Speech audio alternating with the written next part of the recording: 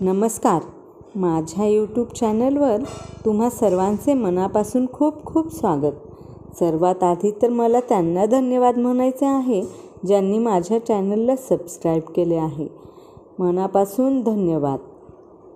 आता आज मी तुम्हाला 5वा अध्याय कर्मसन्यास योग सांगणार आहे. कर्मसन्यास योग म्हणजे कृष्ण भावनाभावित कर्म. कृष्ण भावनाभावित कर्म करणे याचा अर्थ असा आहे की कोणतेही कर्म करताना मनामध्ये कृष्ण भावना असली पाहिजे.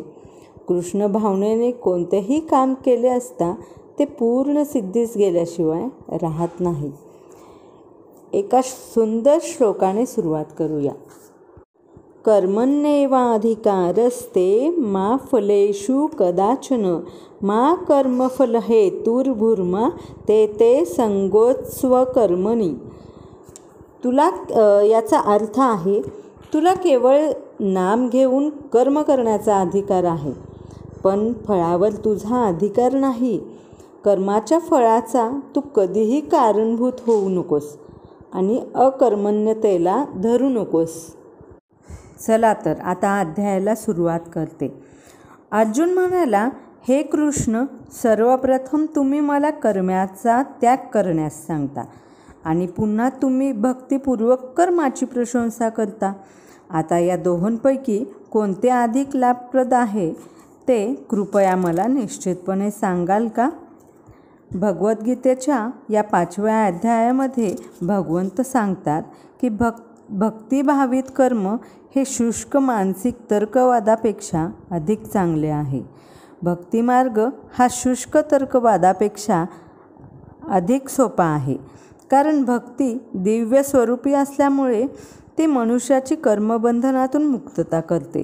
दुसऱ्या अध्यायात आत्म्याचे आणि त्याच्या प्राकृत देहबंधनासंबंधी प्राथमिक स्वरूपाचे वर्णन केलेले आहे. बुद्धियोग किंवा भक्तीद्वारे या भौतिक बंधनातून कसे मुक्त व्हावे याचेही वर्णन त्या ठिकाणी करण्यात आले आहे.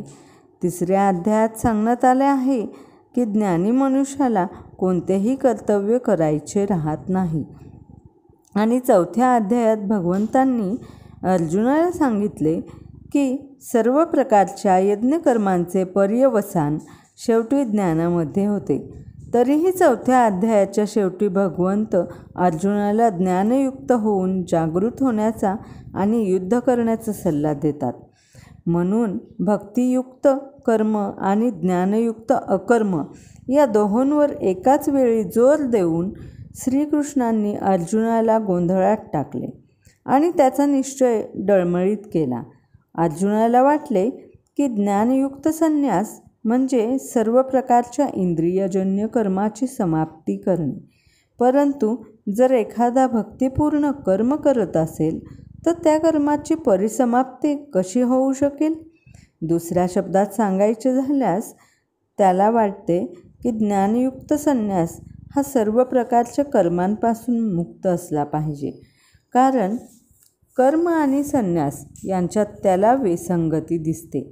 ज्ञानयुक्त कर्म बंधनकारक होत नाही आणि म्हणून ते कर्म अकर्माप्रमाणेच आहे हे त्याला समजलेले दिसत नाही. म्हणून आपण कर्म पूर्णपणे थांबवावे की ज्ञानयुक्त होऊन कर्म करावे यासंबंधी अर्जुन पृच्छा करीत आहे. हे श्री भगवान म्हणाले, कर्माचा संन्यास आणि भक्तिभावित कर्म दोन्हीही मुक्ती देण्यास चांगले आहेत, परंतु या दोहोंपैकी भक्तियुक्त कर्म हे कर्मसन्यासापेक्षाही उत्तम आहे. सकाम कर्म सांसारिक बंधनास कारणीभूत होतात.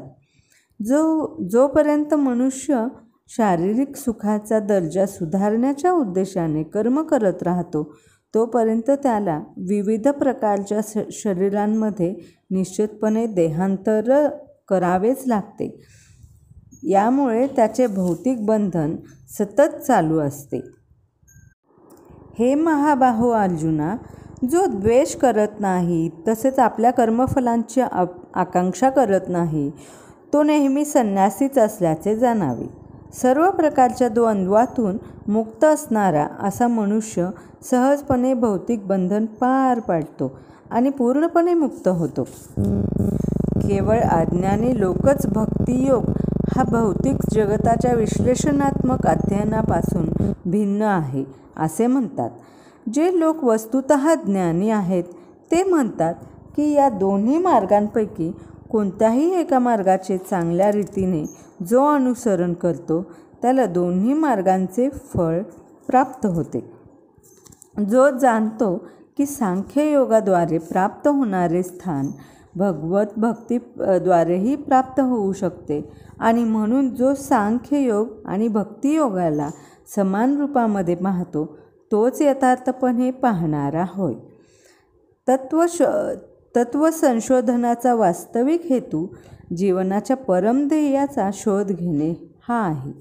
जीवनाचे अंतिम ध्येय आत्मसाक्षात्कार असल्यामुळे दोन्ही प्रक्रियांच्या निष्कर्षात मुळीच भेद नाही. सांख्य तत्त्वज्ञानाद्वारे मनुष्य या निष्कर्षाप्रत येतो की जीव हा भौतिक जगताचा अंश नसून परमात्म्याचा अंश आहे. परिणामी आत्म्याला भौतिक जगाशी काहीच कर्तव्य नाही आणि त्याची सर्व कर्मे परमात्म्याशी संबंधित असली पाहिजेत. जेव्हा तो कृष्ण भावना परायण कर्म करत असतो तेव्हा वास्तविकपणे तो आपल्या मूळ स्वरूप स्थितीमध्ये स्थित असतो.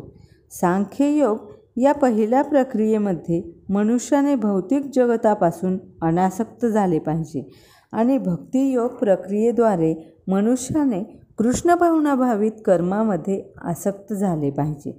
वास्तविकपणे जरी वर करणे एका प्रक्रियेमध्ये अनासक्ती आणि दुसऱ्या प्रक्रियेमध्ये आसक्ती दिसते तरी दोन्ही प्रक्रिया सारख्याच आहेत. प्रकृतीपासून अनासक्ती आणि श्रीकृष्णांप्रती आसक्ती या दोन्ही गोष्टी एकच आहेत. जो हे पाहतो तो सर्व गोष्टींना यथार्थ रूपामध्ये पाहतो. भगवत भक्तीमध्ये युक्त न होता केवळ सर्व कर्मांपासून संन्यास घेतल्याने मनुष्य सुखी होऊ शकत नाही, परंतु भक्तीमध्ये युक्त असलेला मुनी व्यक्ती विनाविलंब ब्रह्माची प्राप्ती करतो.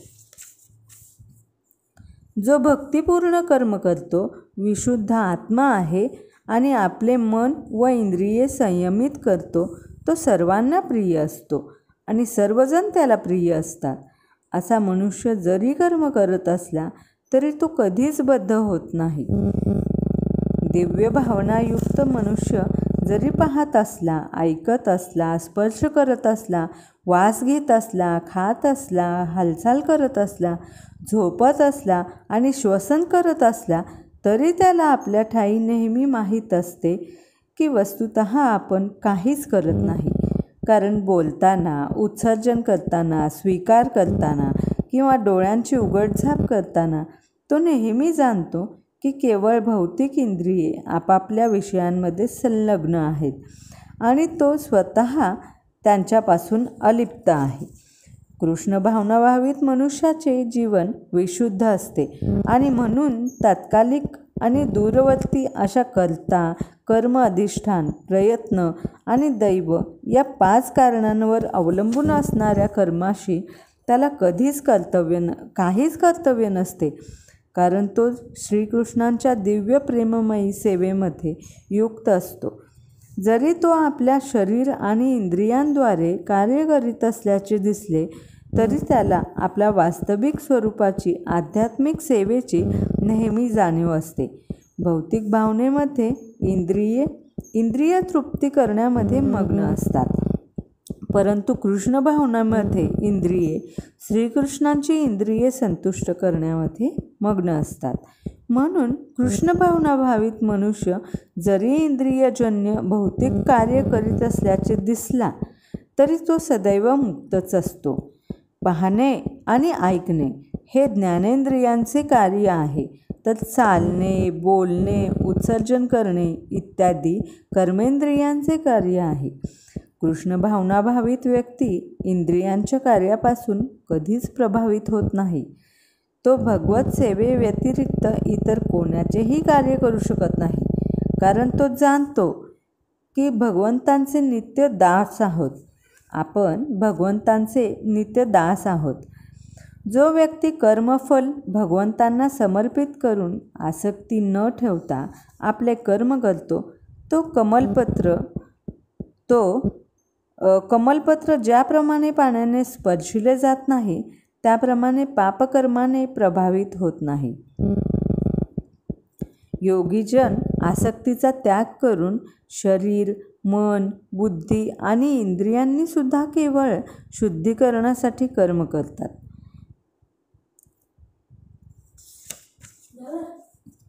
निष्ठेने भक्ती करणारा जीव अढळ शांतता प्राप्त करतो, कारण तो आपल्या सर्व कर्मांची फळे मला अर्पण करतो. परंतु जो भगवंतांशी संबंधित नाही आणि जो आपल्या श्रमामुळे निर्माण होणाऱ्या कर्मफलांचा लोभी आहे, तो बद्ध होतो.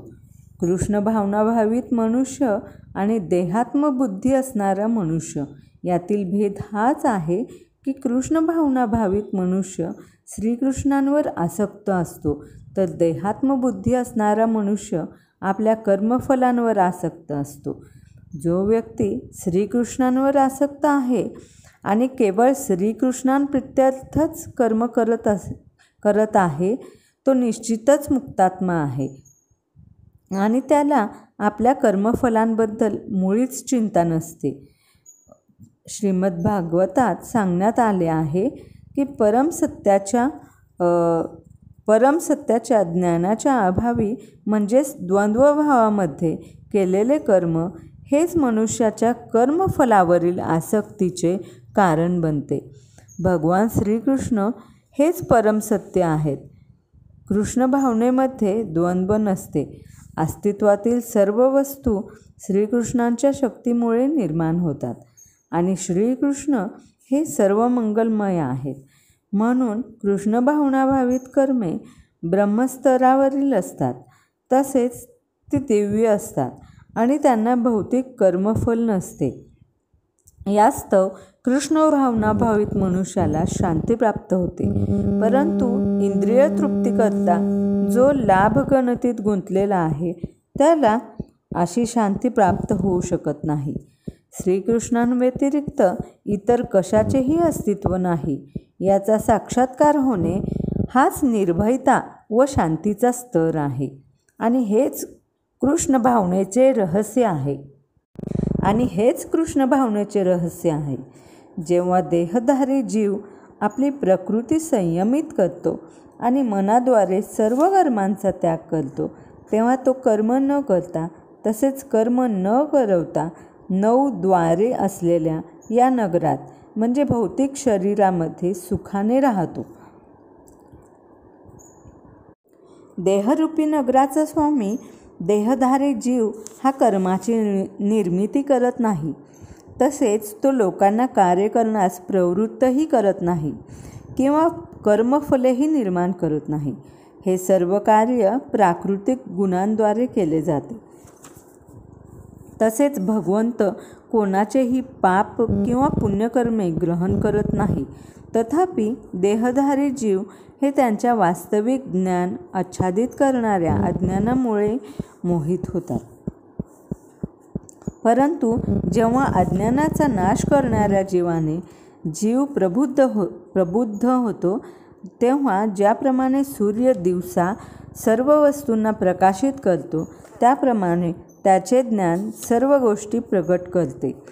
श्रीकृष्णांना जे विसरले आहेत ते निश्चितच भ्रमित झालेले असतात, परंतु जे कृष्ण भावनाभावित असतात ते मुळीच भ्रमित नसतात. भगवद्गीतेमध्ये 7व्या अध्यायातील 19व्या श्लोकामध्ये सांगितल्याप्रमाणे परिपूर्ण ज्ञानाची प्राप्ती मनुष्य जेव्हा श्रीकृष्णांना शरण जातो तेव्हा होते. आपण जेव्हा 7वा अध्याय पाहू तेव्हा तुम्हाला कळेलच. अनेकानेक जन्मानंतर जेव्हा परिपूर्ण ज्ञानी मनुष्य श्रीकृष्णांना शरण जातो किंवा जेव्हा कृष्ण भावनेची प्राप्ती करतो,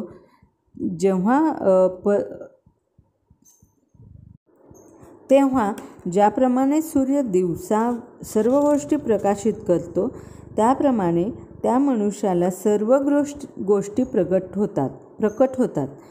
जीव विविध प्रकारे मोहित होतो. उदाहरणार्थ, जेव्हा तो स्वतःला मूर्खपणे भगवंत समजतो, तेव्हा वास्तविकपणे तो अज्ञानाच्या जंजाळात पडतो. जर जीव हा परमेश्वर असेल तर तो अज्ञानाने मोहित कसा होऊ शकतो? भगवंत अज्ञानाने मोहग्रस्त होतात काय? जर तसे असेल तर अज्ञान किंवा सैतान भगवंतांपेक्षाही श्रेष्ठ असले पाहिजे. वास्तविक ज्ञानाची प्राप्ती परिपूर्ण कृष्णभावनाभावित मनुष्याकडून होऊ शकते. म्हणून मनुष्याने असा प्रमाणित आध्यात्मिक गुरु शोधला पाहिजे आणि त्याच्या मार्गदर्शनाखाली कृष्ण भावनेचे ज्ञान जाणून घेतले पाहिजे. कारण ज्याप्रमाणे सूर्य अंधकार दूर करतो, त्याप्रमाणे कृष्ण भावना निश्चितपणे सर्व अज्ञान दूर करते. आपण शरीर नाही व शरीराच्या अतीत आहोत याचे पूर्ण ज्ञान जरी मनुष्याला असले तरी कदाचित त्याला आत्मा आणि परमात्मा यांच्यामध्ये भेद करता येत नाही. तरीही जर त्याने परिपूर्ण प्रमाणित कृष्ण भावनाभावित आध्यात्मिक गुरूचा आश्रय घेण्याची काळजी घेतली तर तो सर्व गोष्टी योग्य प्रकारे जाणू शकतो. जेव्हा मनुष्य प्रत्यक्षपणे भगवंतांच्या प्रतिनिधीला भेटतो, तेव्हाच त्याला भगवंत आणि आपला भगवंतांशी असणारा संबंध याचे ज्ञान होऊ शकते. भगवंतांच्या प्रतिनिधीला जरी भगवंतांप्रमाणेच आदर दिला जात असला तरी तो स्वतः भगवंत असल्याचा दावा कधीच करत नाही, कारण त्याला भगवंतांचे ज्ञान असते. मनुष्याने जीव आणि भगवंत यांच्यातील भेद जाणला पाहिजे.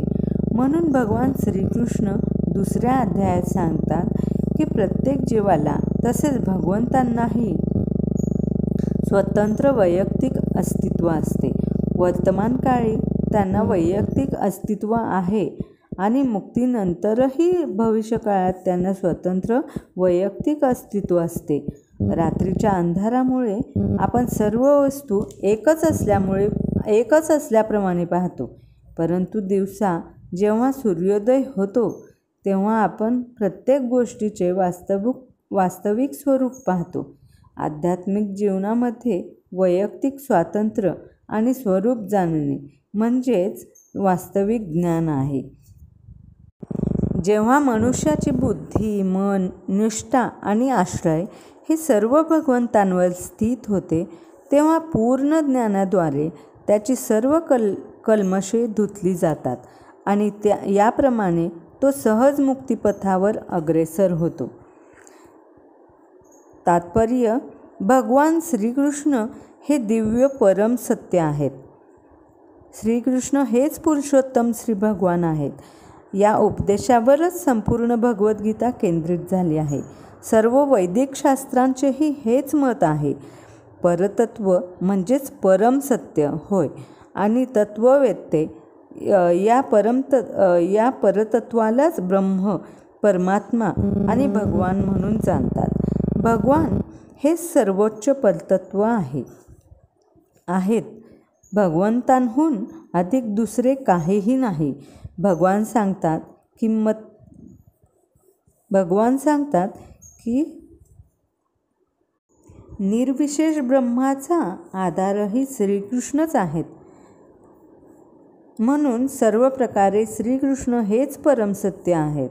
ज्याचे मन, बुद्धी, निष्ठा आणि आश्रय सदैव श्रीकृष्णांमध्ये स्थित आहेत, किंवा दुसऱ्या शब्दात सांगायचे तर जो पूर्णपणे कृष्ण भावना भावित आहे, निसंशय त्याची सर्व कल्मशे पूर्णपणे धुतली जातात आणि त्याला परमसत्याचे संपूर्ण ज्ञान होते. कृष्ण भावनाभावित मनुष्य निश्चितपणे जाणतो की श्रीकृष्णांमध्ये द्वैत आहे आणि अशा दिव्य ज्ञानाने युक्त झालेला मनुष्य मुक्तिपथावर उत्तरोत्तर प्रगती करू शकतो. विनम्र साधू व्यक्ती यथार्थ ज्ञानाच्या आधारे विद्याविनय संपन्न ब्राह्मण, गाय, हत्ती, कुत्रा आणि चांडाळ या सर्वांना समदृष्टीने पाहतो.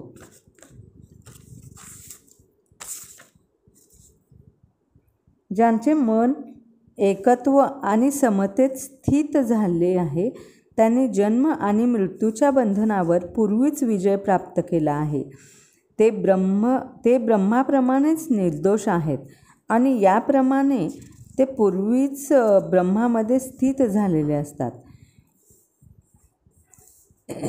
ज्यांनी वास्तविकपणे अशा अवस्थेची प्राप्ती केली आहे त्यांनी भौतिक बंधने, विशेषतः जन्म आणि मृत्यू यावर विजय प्राप्त केल्याचे जाणले पाहिजे. जोपर्यंत मनुष्य या देहाशी तादात्म्य करतो तोपर्यंत त्याला बद्ध समजले जाते, परंतु जेव्हा तो आत्मसाक्षात्काराद्वारे साम्यावस्थेप्रत उन्नत होतो तेव्हा तो बद्ध जीवनातून मुक्त होतो. दुसऱ्या शब्दात सांगायचे तर त्याला भौतिक जगतात पुन्हा जन्म घ्यावा लागत नाही, तर तो मृत्यूनंतर आध्यात्मिक जगतात प्रवेश करू शकतो. भगवंत हे निर्दोष आहेत कारण ते आसक्ती आणि द्वेषरहित आहेत. त्याचप्रमाणे जेव्हा जीव आसक्ती आणि द्वेषरहित होतो तेव्हा तो सुद्धा निर्दोष होतो आणि आध्यात्मिक जगतात प्रवेश करण्यास पात्र होतो. अशा व्यक्ती पूर्वीच मुक्त झाल्याचे समजले पाहिजे आणि अशा व्यक्तींच्या लक्षणांचे वर्णन खाली करण्यात आले आहे. ऐका सांगते. जो मनुष्य प्रिय वस्तू प्राप्त झाल्यावर हर्षून जात नाही, तसेच अप्रिय वस्तू प्राप्त झाल्यावर शोक करत नाही, ज्याची बुद्धी स्थिर आहे, जो मोहरहित आहे आणि भगवत विज्ञान जाणतो, तो पूर्वीच ब्रह्मामध्ये स्थित असतो. आत्मसाक्षात्कारी व्यक्तीची लक्षणे या ठिकाणी सांगण्यात आली आहेत. पहिले लक्षण आहे तो स्वतःच्या शरीराशी मिथ्या तादात्म्य करून मोहित होत नाही. तो निश्चितपणे जाणतो की आपण म्हणजे हे शरीर नाही, तर आपण भगवंतांचे अंश आहोत. म्हणून तो शरीराशी संबंधित कोणतीही गोष्ट प्राप्त झाल्यावर हर्षित होत नाही. तसेच शरीराशी संबंधित गोष्ट गमावल्याने शोकही करत नाही. मनाच्या या स्थिरतेला स्थिर बुद्धी म्हटले जाते. म्हणून तो स्थूल देहालाच आत्मा असे चुकीने समजून मोहित होत नाही, तसेच देहाला शाश्वत मानित नाही आणि आत्म्याचे अस्तित्व अमान्य करत नाही. या ज्ञानामुळे तो परमसत्याचे संपूर्ण विज्ञान म्हणजेच ब्रह्म, परमात्मा आणि भगवान जाणण्याच्या स्तराप्रत उन्नत होतो. तो सर्व तऱ्हेने ब्रह्माशी एकरूप होण्याचा मिथ्या प्रयत्न न करता आपल्या स्वरूप स्थितीला पूर्णपणे जाणतो. यालाच ब्रह्मसाक्षात्कार असे म्हणतात. अशा स्थिर बुद्धीला कृष्ण भावना म्हणतात. असा मुक्त मनुष्य भौतिक इंद्रिय सुखामध्ये आसक्त होत नाही, तर तो स्वतःमध्येच सुखाचा अनुभव घेत सदैव समाधीस्थ असतो. या प्रकारे आत्मसाक्षात्कारी मनुष्य ब्रह्माच्या ठायी एकाग्र झाल्याने अमर्याद सुखाचा अनुभव घेतो. भौतिक इंद्रियांच्या संयोगापासून उत्पन्न होणाऱ्या दुःखांच्या कारणामध्ये बुद्धिमान मनुष्य भाग घेत नाही. हे कौंतेया, अशा सुखांना आरंभ आणि शेवट असतो, म्हणून बुद्धिमान व्यक्ती त्यामध्ये आनंद घेत नाही. वर्तमान शरीराचा त्याग करण्यापूर्वी जर मनुष्य प्राकृत इंद्रियांचा आवेग सहन करू शकला आणि काम आणि क्रोध यांच्या वेगांना आवरू शकला, तर तो योग्य प्रकारे स्थित आहे आणि या जगात तो सुखी असतो. ज्याचे सुख अंतःकरणात आहे, जो अंतरात सक्रिय आहे आणि अंतरातच आनंद अनुभवत असतो आणि ज्याचे ध्येय अंतरातच आहे, तो वास्तविकपणे परिपूर्ण योगी आहे आणि तो ब्रह्मामध्ये मुक्त होतो आणि शेवटी ब्रह्माची प्राप्ती करतो. जे संशयापासून उत्पन्न होणाऱ्या द्वंद्वाच्या पलीकडे आहेत, त्यांचे मन अंतरातच रममाण झाले आहे. जे सर्व जीवांच्या कल्याणार्थ कार्य करण्यामध्ये नेहमी व्यस्त असतात आणि जे सर्व पापांपासून मुक्त आहेत, ते ब्रह्मामध्ये मुक्तीची प्राप्ती करतात. जे क्रोध आणि सर्व भौतिक इच्छांपासून मुक्त आहेत, आत्मसाक्षात्कारी, आत्मसंयमी आहेत आणि सतत पूर्णत्वाकरता प्रयत्न करत आहेत, त्यांना निकट भविष्य काळात ब्रह्मामधील मुक्तीची निश्चिती असते. सर्व बाह्य इंद्रिय विषय रोखून 2 भुवयांमध्ये दृष्टी एकाग्र करून, नाकपुड्यांमध्ये प्राण आणि अपान वायूंना रोखून आणि याप्रमाणे मन, इंद्रिये आणि बुद्धी संयमित करून मोक्षप्राप्तीचे ध्येय असणारा मुनी इच्छा, भय आणि क्रोधापासून मुक्त होतो. जो मनुष्य नित्य या अवस्थेत असतो तो निश्चितच मुक्त असतो.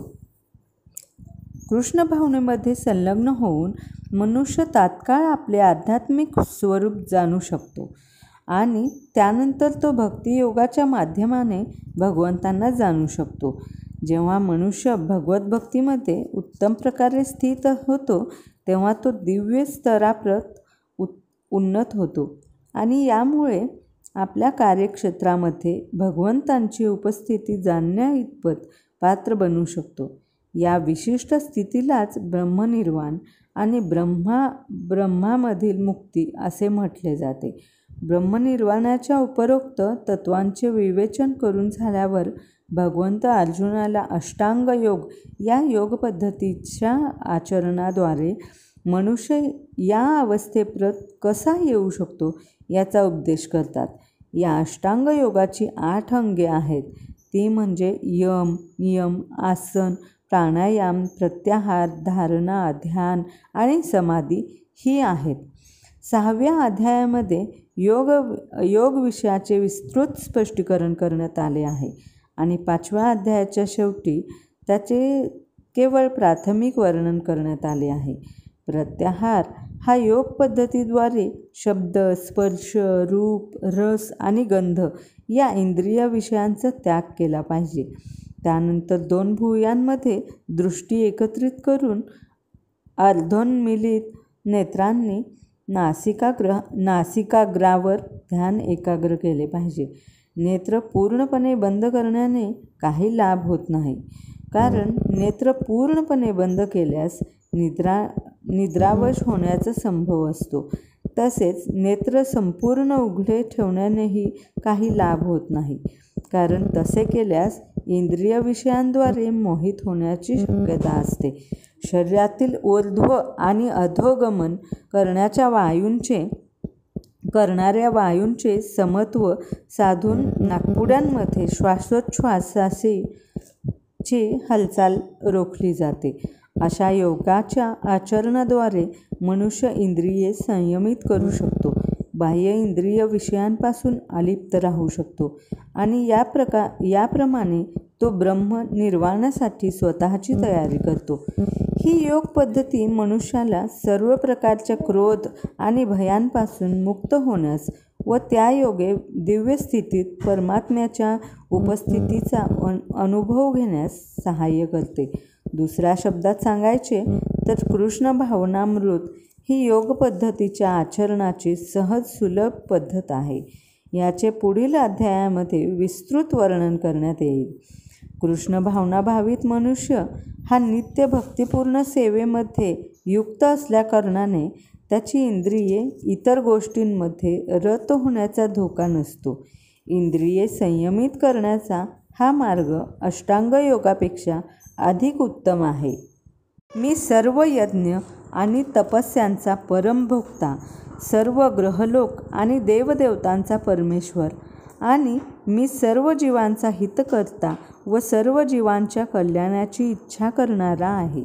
हे जाणून माझे पूर्ण ज्ञान असणारा सांसारिक दुःखांपासून शांती प्राप्त करतो. मायाशक्तीच्या कचाट्यात सापडलेले सर्व बद्ध जीव या भौतिक जगतात शांती प्राप्त करण्यासाठी अत्यंत उत्सुक असतात, परंतु भगवद्गीतेच्या या श्लोकामध्ये वर्णिलेले शांतीचे सूत्र त्यांना माहीत नाही.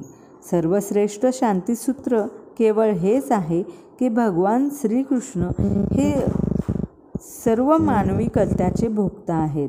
सर्व काही भगवंतांच्या दिव्य सेवेमध्ये अर्पण केले पाहिजे, कारण ते सर्व ग्रह लोकांचे आणि त्यांमधील देवदेवतांचे अधिपती आहेत.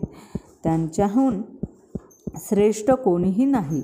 देवदेवतांमधील सर्वश्रेष्ठ ब्रह्मदेव आणि शंकर यांच्यापेक्षाही भगवंत श्रेष्ठ आहेत. वेदांमध्ये भगवंतांचे वर्णन तमीश्वराणाम परमं महेश्वरम म्हणून करण्यात आले आहे. मायेच्या प्रभावाखाली जीव आपल्याला दृश्य असणाऱ्या सर्व गोष्टींचे भोक्ता बनण्याचा प्रयत्न करत आहे, परंतु वस्तुतः ते भगवंतांच्या भौतिक शक्तीच्या वर्चस्वाखाली असतात. भगवंत हे प्रकृतीचे स्वामी आहेत आणि बद्ध जीव हे भौतिक प्रकृतीच्या कठोर नियमांच्या अधीन आहेत. जोपर्यंत मनुष्य हे उघड सत्य जाणू शकत नाही, तोपर्यंत त्याला या जगात व्यक्तिशः अथवा सामूहिकरित्या शांती प्राप्त करणे शक्य नाही. कृष्ण भावनेचा हाच अर्थ आहे की भगवान श्रीकृष्ण हे सर्वश्रेष्ठ अधिपती आहेत आणि मोठमोठ्या देवतांसहित सर्व जीव हे त्यांच्या अंकित आहेत. मनुष्य परिपूर्ण कृष्ण भावनेमध्येच केवळ परमशांती प्राप्त करू शकतो. हा 5वा अध्याय म्हणजे कृष्ण भावनेचे व्यावहारिक विश्लेषण आहे व याला सामान्यतः कर्मयोग म्हणून जाणले जाते. कर्मयोग कसा मुक्तिदायक होऊ शकतो या मानसिक तर्कवादाच्या प्रश्नाचे उत्तर या ठिकाणी देण्यात आले आहे. कृष्ण भावनाभावित कर्म करणे म्हणजेच भगवंत हे सर्वांचे अधिपती आहेत या पूर्ण ज्ञानाने युक्त होऊन कर्म करणे होय. असे कर्म हे दिव्य ज्ञानाहून भिन्न नाही. प्रत्यक्ष कृष्ण भावना म्हणजे भक्तियोग आहे आणि ज्ञानयोग हा भक्तियोगाकडे घेऊन जाणारा मार्ग आहे. कृष्ण भावना म्हणजे स्वतःच्या परम सत्याशी असणाऱ्या संबंधाच्या पूर्ण ज्ञानाने युक्त होऊन कर्म करणे होय आणि या भावनेची परिपूर्णता म्हणजेच श्रीकृष्णांचे किंवा पुरुषोत्तम श्री भगवंतांचे संपूर्ण ज्ञान होय. विशुद्ध जीव हा भगवंतांचा अंश या नात्याने त्यांचा शाश्वत सेवक असतो. मायेवर प्रभुत्व गाजवण्याच्या इच्छेमुळे तो मायेच्या संपर्कामध्ये येतो आणि हीच गोष्ट त्याच्या अनेक दुःखास कारणीभूत असते. जोपर्यंत तो भौतिक प्रकृतीशी संबंधित आहे तोपर्यंत त्याला आपल्या भौतिक गरजा भागवण्यासाठी कर्म करावेच लागते. तथापि भौतिक प्रकृतीच्या आधिपत्याखाली असतानाही कृष्ण भावना त्याला आध्यात्मिक जीवनाप्रत उन्नत करते, कारण कृष्ण भावना म्हणजे भौतिक जगतामध्ये साधनेद्वारे आध्यात्मिक अस्तित्वासाठी जागृती करणे होय. जितक्या प्रमाणात मनुष्य प्रगती करतो तितक्या प्रमाणात तो भौतिक प्रवृत्तींच्या तावडीतून सुटतो. भगवंत कोणाच्याही बाबतीत पक्षपात करत नाहीत.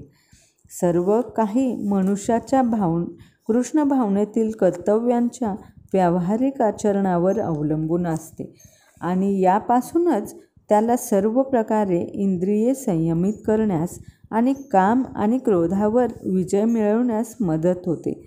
उपरोक्त विकारांना नियंत्रित करून जो कृष्ण भावनेमध्ये दृढ राहतो तो वास्तविकपणे दिव्य स्थिती किंवा ब्रह्मनिर्वाणामध्ये राहतो.